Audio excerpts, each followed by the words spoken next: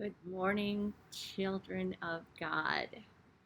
As you can see, I have some friends with me today.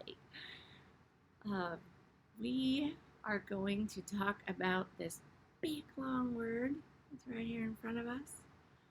Compassionate is how you say all of those letters put together. Compassionate.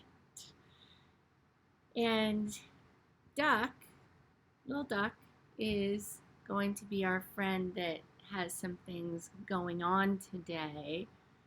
Elephant is going to be our friend that is going to model how to be compassionate.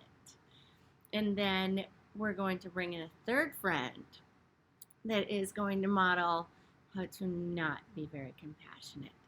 So by the end of this little lesson, I am really hoping that all of my friends will want to act and be more like Mr. Elephant here, because he is going to be a great example of what it means to be compassionate.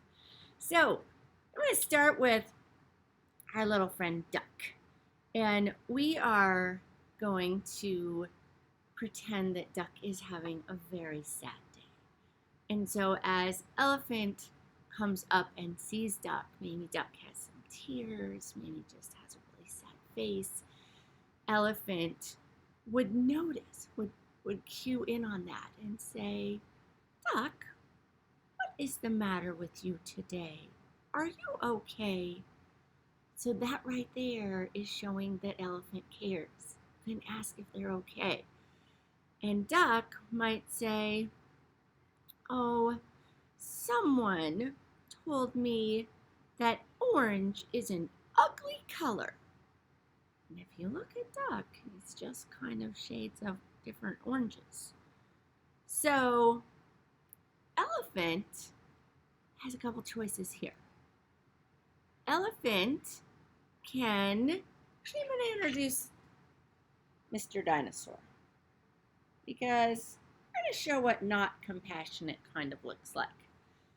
This is Baby Dinosaur.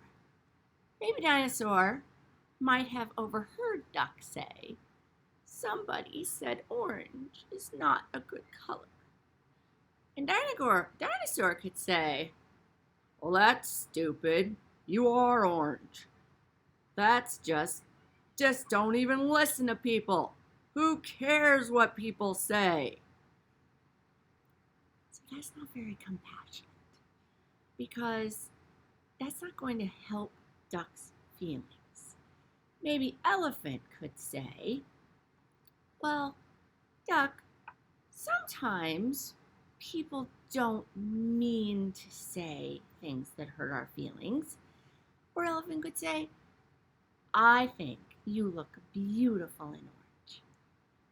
So we want to really listen to why people are sad, what's making them sad.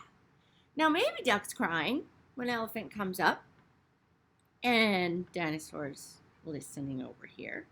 And maybe Duck is crying because he fell and scraped his knee.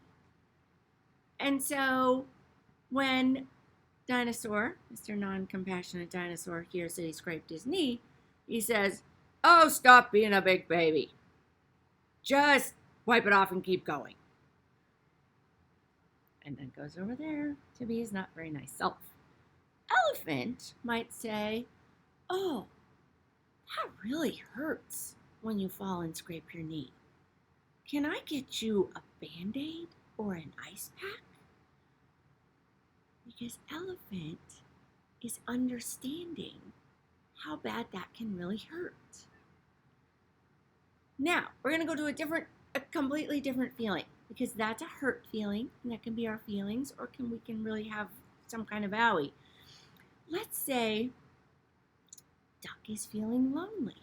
He didn't know there were any friends around, and he's just sitting here kind of sad. So, you already think something that Mr. Non-Compassionate might say? He might say, oh, stop sitting around feeling sorry for yourself. Just go do something. You can find friends if you want to find friends. It's very grouchy. So, Elephant, who thinks about it a little bit, says, "Oh, Duck, I have times where I feel lonely and alone. We could do something together.